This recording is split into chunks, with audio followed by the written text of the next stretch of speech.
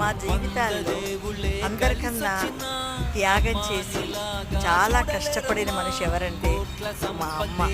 మా అమ్మ ఎన్ని కష్టాలు చూసింది, కానీ ఎప్పుడు గుండె నిబ్బరంతో ఆ కష్టాన్ని ఎదుర్కొంది. మా అమ్మ ఎప్పుడు నవ్వుతూ ఉండేది, ఎంతో మా గురించి తాపత్రయపడేది. ప్రతి నిమిషము మా గురించి, పిల్లల గురించి తాపత్రయపడిందంటే అది మా అమ్మ ఒక్కతే.